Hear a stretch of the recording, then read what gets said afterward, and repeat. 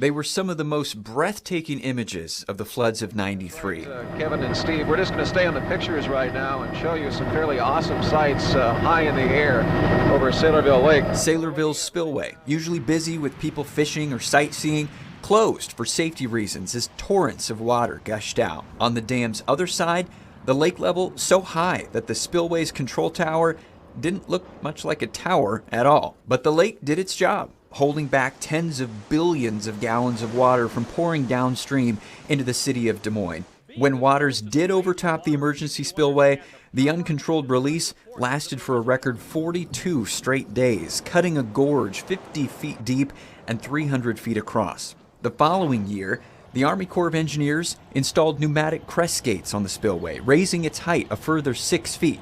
When record flooding came again in 2008, those downstream had extra time to prepare, helping prevent a full repeat of the floods of '93. 3 decades later, there's a lot less water in Saylorville. In fact, nowadays, some parts of the lake don't look much like a lake at all. So what's going on? The lake right now is about normal. Jeff Rose with the Army Corps of Engineers says the water level isn't any lower than usual. Those mud flats at Saylorville's north end are caused by sediment settling into the lake bed. Sedimentation flows in from all sorts of different sources. It's from farming activities, it's from urban growth, more concrete, more asphalt, more housing, more development.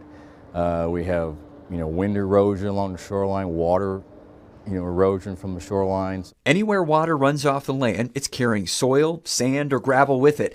According to the Corps, nearly 50 million cubic feet of sediment flows into Saylorville every year. By 2014, the most recent data, that sediment had consumed 6% of the lake's original capacity. 6% doesn't sound like much, but it does have an impact. What sedimentation really affects is natural resource management, fisheries. It affects recreation, boating. Boating and fishing needs are partly why downstream at Lake Red Rock, the Corps has had to raise the water level 3 times over the years.